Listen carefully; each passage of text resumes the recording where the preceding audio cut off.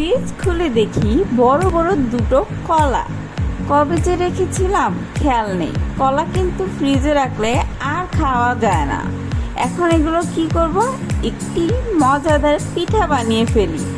এখন এগুলোর খোসা ছাড়িয়ে আমি ম্যাশ করে নিব। আর একটি পাত্রে নিব চালের গুঁড়ো আর কোরানো নারিকেল। পিঠাটি আমি গুড় দিয়ে করব, তাই গুড়ের টুকরো দিয়ে দিচ্ছি। চিনিও দেওয়া যেতে পারে। আর সামান্য লবণ দিয়ে দিব।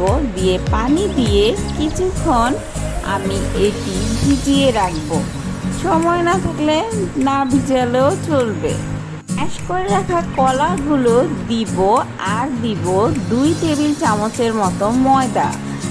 আর আমার কাছে তালের রস ছিল, সেইগুলো আমি দিয়ে দিচ্ছি। দিয়ে ভালোভাবে মিক্স করে এমন একটি ডো তৈরি করে নিতে হবে।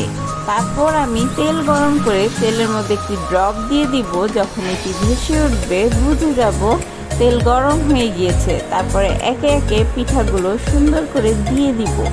উল্টে পাল্টে পিঠাগুলো সুন্দর গোল্ডেন কালার করে ভেজে তুলে নিব। ব্যাস, আমার পিঠা রেডি। অনেক সুস্বাদু এই পিঠাটি, অবশ্যই ট্রাই করে দেখবেন। মুখে দিলেই কলা আর তালের অসাধারণ টেস্টে ভরে যাবে মন। উপরে ক্রিস্পি আর ভিতরে তুলতুলে পিঠাটি।